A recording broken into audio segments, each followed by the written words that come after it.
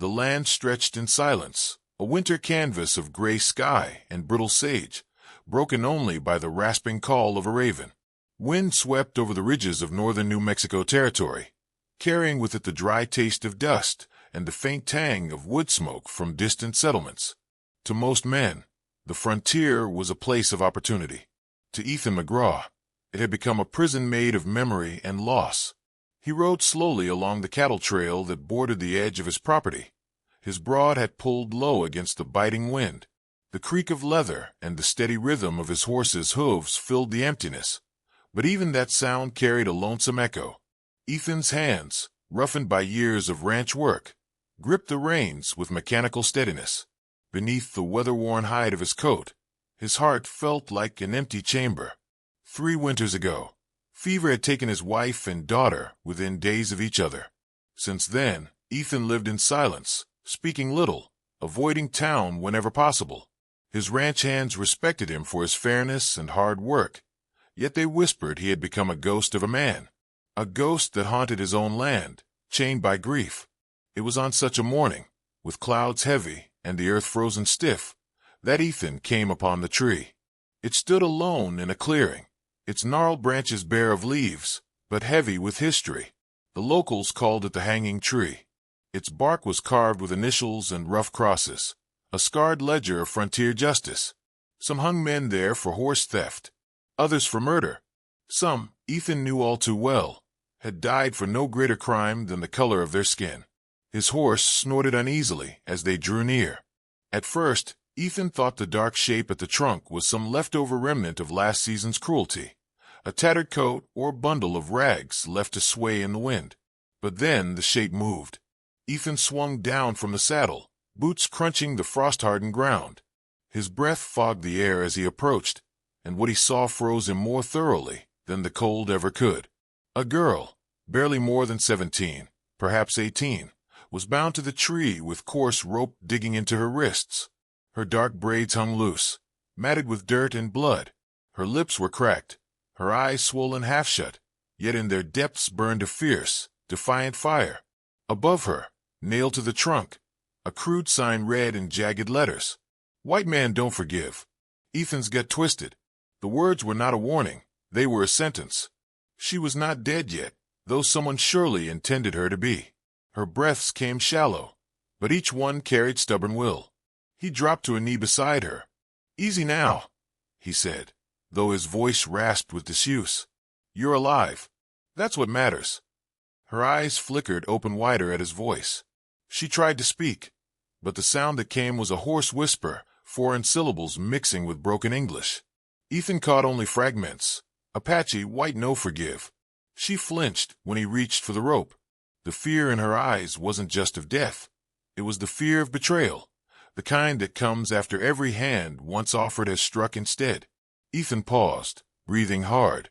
He knew the weight of what he was about to do. To free her meant crossing a line no man in town would forgive. They would say he harbored an enemy, that he turned his back on his own kind.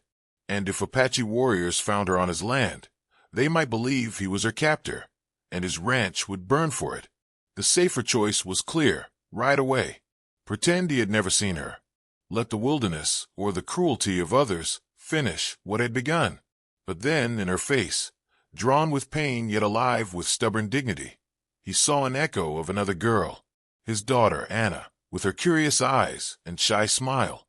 Memory cut through him like a blade, and with it came the knowledge that to walk away now would be the final death of what remained of his soul. With a growl born of decision, Ethan drew his knife and sliced through the ropes. The girl sagged forward, nearly collapsing. He caught her, her weight feather-light in his arms.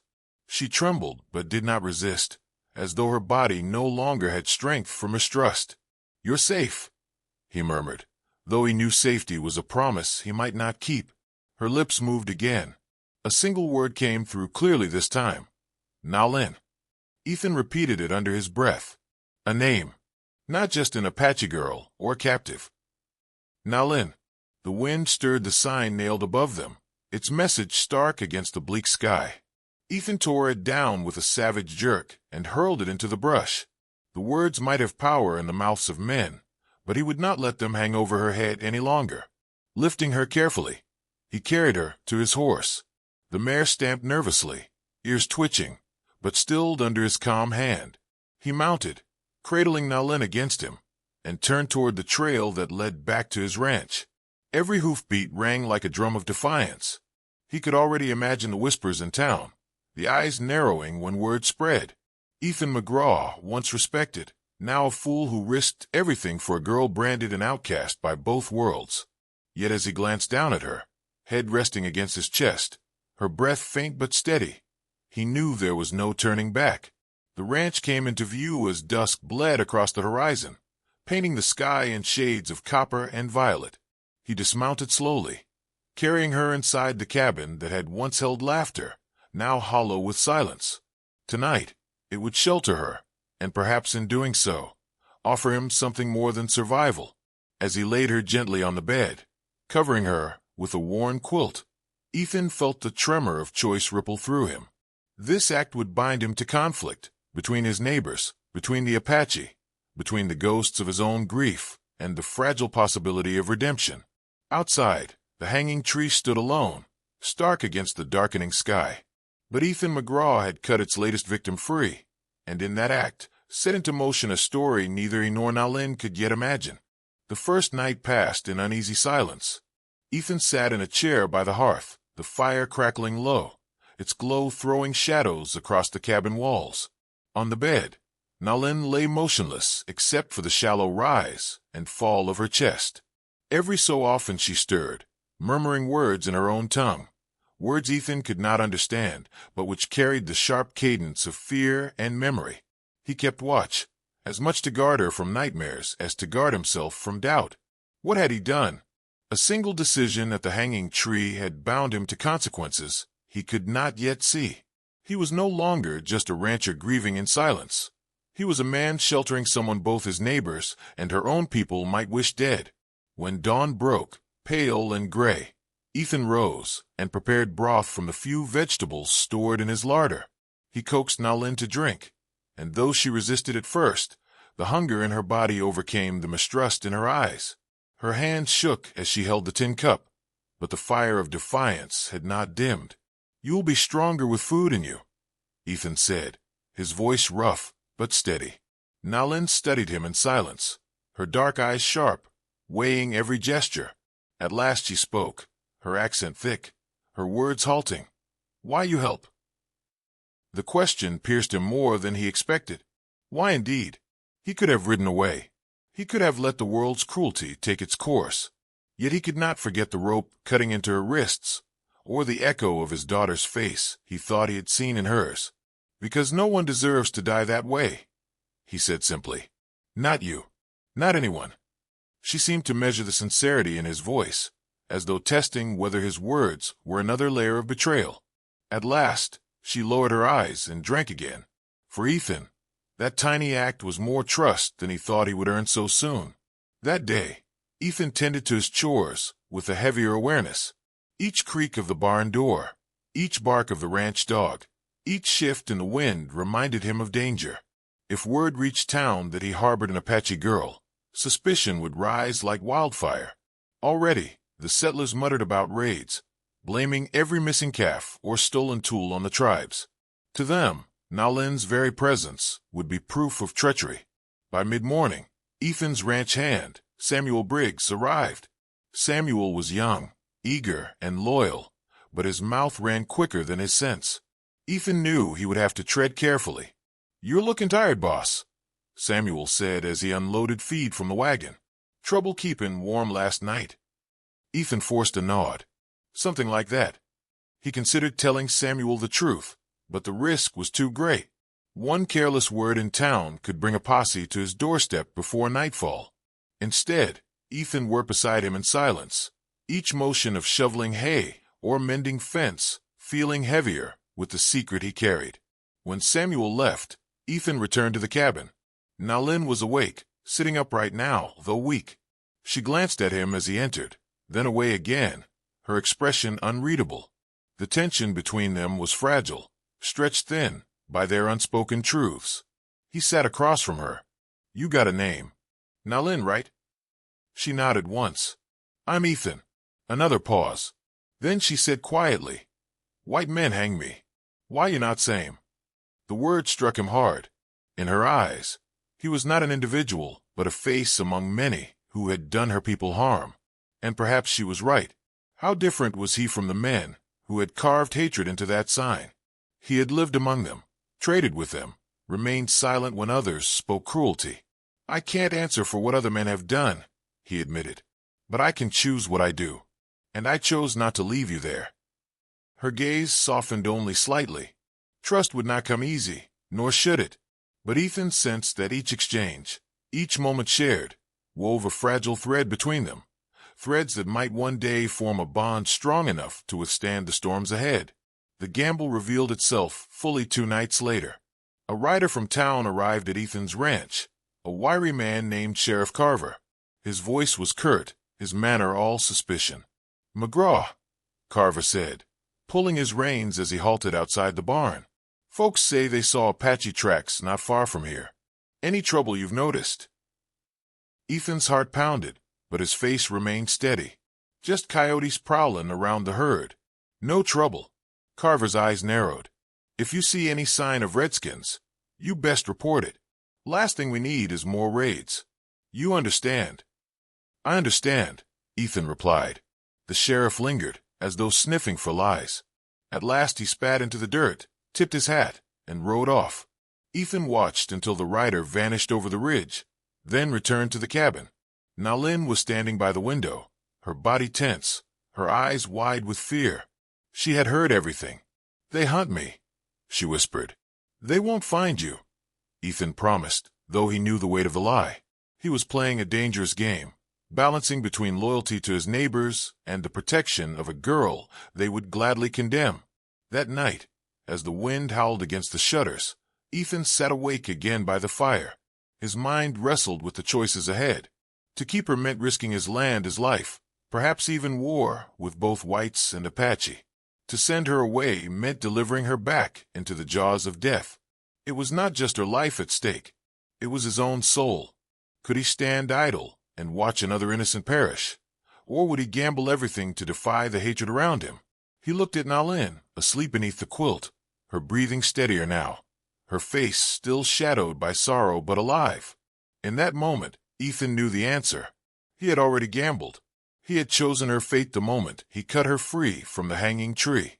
And though the stakes grew higher with each passing day, he would see it through. The fire burned low, casting the cabin in half-light. Ethan leaned back in his chair, weary but resolute.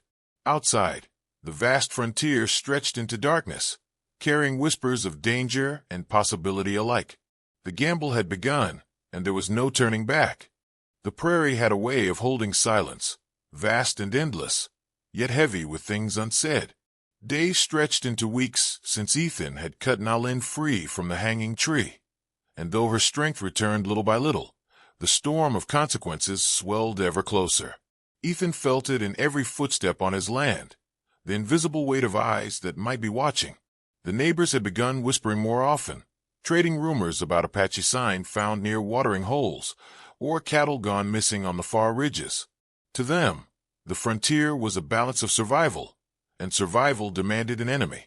Inside his cabin, Ethan tried to create a different balance. Nalin moved more freely now, helping in quiet ways, mending a torn shirt, carrying water from the well, gathering herbs she recognized from the wild. Yet even as she worked, her presence seemed to haunt the air, like a flame he dared not let the wind see. One evening, as the sun bled red across the horizon, Ethan returned from tending the herd to find her standing by the fence, staring toward the darkening hills. Her face, half-shadowed, was carved with longing and sorrow. "You're thinking of home," he said gently, leaning against a post. Her gaze flicked toward him, wary, then back to the distance. "My people think me dead. Or worse, they not forgive if I return." Ethan studied her, the lines of pain drawn deep despite her youth. "Maybe not, but maybe they need to know you live." She shook her head, her braids catching the wind. "Apache law betrayal is worse than death. They see me with white man, they see shame. No place for me." Her words landed heavy in his chest. She was trapped between two worlds, rejected by both, and he was the only tether keeping her from the abyss. Yet he wondered if his presence was salvation or another kind of prison. The next test came sooner than he expected. 3 riders appeared one afternoon, dust trailing behind them, their rifles slung casual but ready. Ethan recognized them.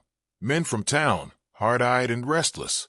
"Afternoon, McGraw," one called, his voice sharp as a spur. "We heard some signs of Apache pass near here. Figured we'd check you weren't having trouble." Ethan stepped forward, his hand resting casually on the fence, though his heart pounded.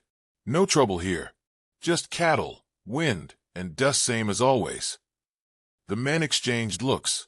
One leaned forward in his saddle, eyes narrowing toward the cabin. "You been keeping mighty to yourself lately. Folks wonder what you're hiding." Ethan forced a dry chuckle. "Only thing I'm hiding is how poor my cooking is. You boys want coffee, I can put some on." They laughed, but the suspicion lingered like smoke. After a few more words, they turned their horses and rode off, leaving Ethan standing in the dust. Only when they vanished over the ridge did he exhale. Inside, Nalin had watched from the narrow crack of the window. Her eyes were wide, her knuckles white around the edge of the curtain.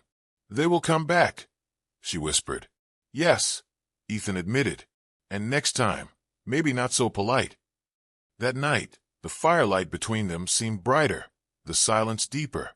Ethan cleaned his rifle with methodical precision, while Nalin sat across from him, weaving strands of dried grass into small, delicate patterns. Finally she spoke. "Why you risk so much? White men kill for less. Apache kill for less. You lose everything." Ethan looked up, his weathered face catching the glow. "Maybe I already lost everything that mattered. Wife, daughter gone. Ranch is just dirt without someone to share it with. Maybe helping you gives me reason to keep fighting." Her eyes softened, a glimmer of something unspoken passing between them. She lowered her hands, the half-finished weaving slipping into her lap. "You are not like other white men." Ethan smiled faintly. "And you're not like any Apache I've ever known." For a moment, the gulf between them narrowed, not erased, but bridged by fragile trust. But the world beyond their walls gave no mercy. A week later, while Ethan rode the far pasture, he spotted 3 figures cresting a ridge, not settlers, but Apache scouts. Their painted faces gleamed under the sun, their eyes sharp as hawks. Ethan felt the air tighten. They had not seen him, but he knew their presence meant one thing. Nalin's people were close, and searching. That night, he returned with tension in his stride. Nalin read it instantly. "They are near," she said, not as a question but a certainty. "Yes," Ethan admitted. "Scouts. If they find you here." She lowered her gaze. "They will kill you first. Then me." The truth hung between them, raw and merciless. Yet instead of fear, Ethan felt resolve harden in him. He had made his choice long ago. "We'll be ready," he said. 2 days later, the storm broke. Ethan awoke before dawn to the sound of hoofbeats circling the ranch. He rose quietly, rifle in hand, motioning Nalin to stay low. Through the cracks of the shutter, he saw them, 6 Apache riders, their silhouettes cutting sharp against the pale morning. A voice called out in their tongue, commanding, accusing. Nalin stiffened, recognizing the tone. "They say I betray. They say give me back or die." Ethan's grip tightened on his rifle. He looked at her, the girl whose life had become bound to his by fate's cruel hand. "What do you want me to do?" Her lips trembled, but her voice was steady. "If I go, they kill me. If I stay, they kill you. There is no mercy." Ethan shook his head. "There's always mercy. Someone just has to choose it."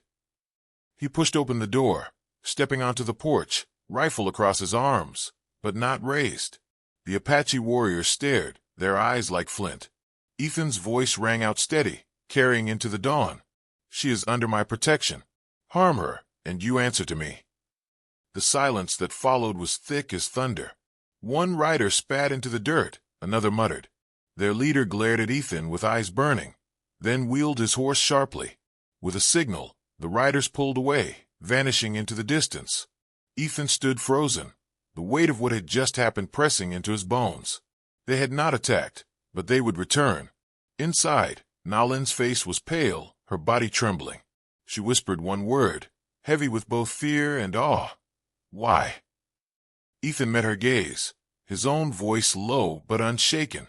Because vengeance only breeds more graves. But mercy, maybe mercy gives us both a chance. The sun rose higher, spilling light over the prairie, but the shadows of vengeance lingered still. Ethan knew the choice he had made had only postponed the storm.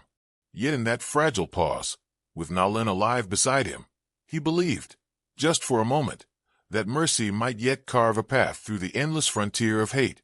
The prairie wore its morning quiet like a prayer, though Ethan McGraw knew peace was only the thin skin over something raw and violent. He had stood against the Apache riders, and though they had retreated into the horizon, their silence carried more danger than open war.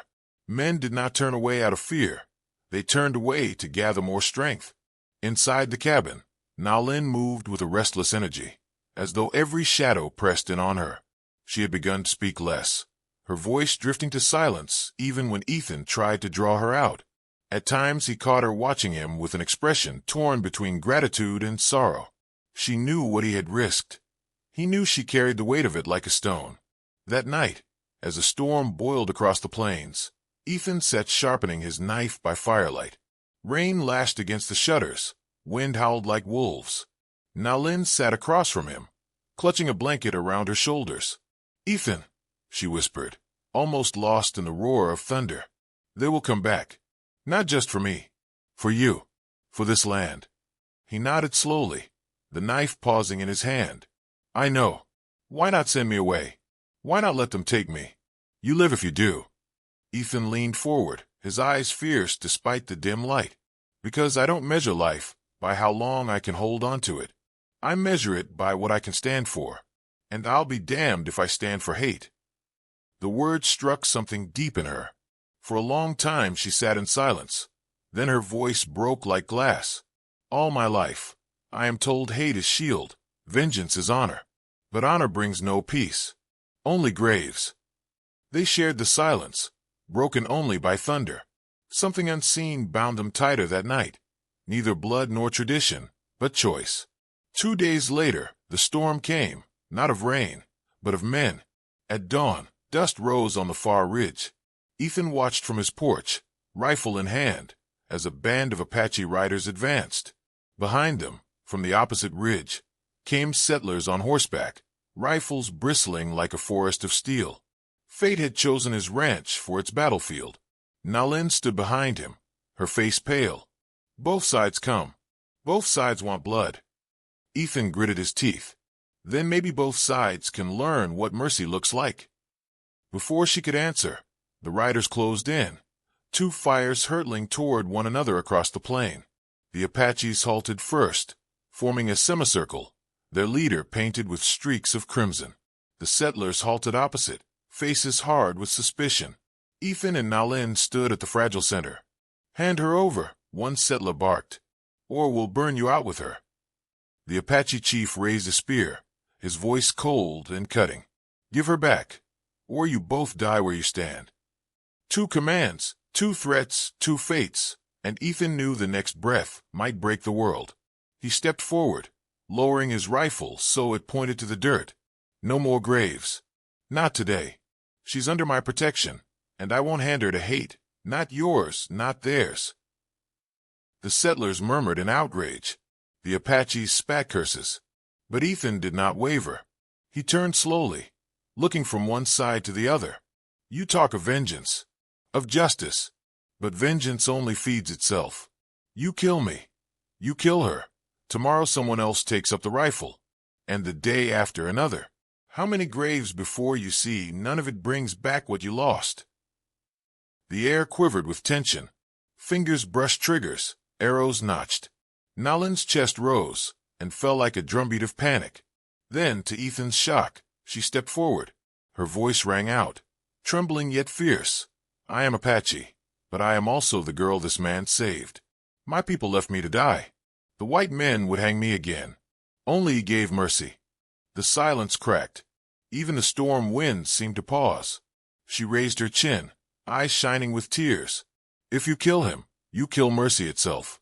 If you kill me, you kill hope. Is that what you want? Graves forever." Her words carried like arrows truer than any bow. For a long, brittle moment, no one moved. Then the Apache chief lowered his spear, slowly, deliberately. His eyes lingered on Nalin, heavy with both judgment and respect. "You are no longer of us," he said, "but you are alive because you speak truth. We will not kill today." One by one, the riders pulled back, vanishing into the hills. Across the field, the settlers shifted uneasily. Their leader cursed under his breath, but seeing the Apaches withdraw, he spat into the dust and signaled retreat. "This ain't over, McGraw," he muttered before turning his horse. And then they were gone. The plain lay silent again, save for the whisper of the wind. Ethan stood still, as though rooted to the earth. His heart pounded, yet his rifle remained at his side, never fired. Nalin turned to him, her face streaked with rain and tears. "They listened," she whispered, almost in disbelief. "They did," Ethan said softly, "because you gave them something stronger than vengeance." Her lips trembled, then curved into the smallest, most fragile smile. "Not me. Us." For the first time since the hanging tree, she no longer looked like a hunted soul. She looked like someone standing at the edge of a new dawn. Ethan felt something shift inside him, something long buried by loss and grief. He had saved her life, but she had given him back something he thought forever gone, the belief that the world could be more than cruelty. Days later, the prairie stretched quiet again, though the memory of the standoff lingered. The settlers kept their distance, wary but cautious. The Apache rode elsewhere, their silence no longer laced with immediate threat. Life on the ranch resumed, cattle tended, fences mended, meals shared. One evening, as the sun dipped low, Ethan found Nalin sitting by the fence, the same place where once she had stared at the hills with sorrow. Now her face was turned toward the horizon with something like hope. "What are you thinking?" he asked. She smiled faintly. "That maybe a heart can belong not to one people, not to one place, but to where it finds peace." Ethan nodded, the wind carrying her words deep into him. "Then maybe you found it here." Her eyes met his, steady and unafraid. "Yes, here." The prairie night fell around them, but it was no longer heavy with fear. It was gentle, like a blanket laid across old wounds. Mercy had not erased the past, but it had carved a path into the future. And for the first time, Ethan and Nalin believed they could walk it together.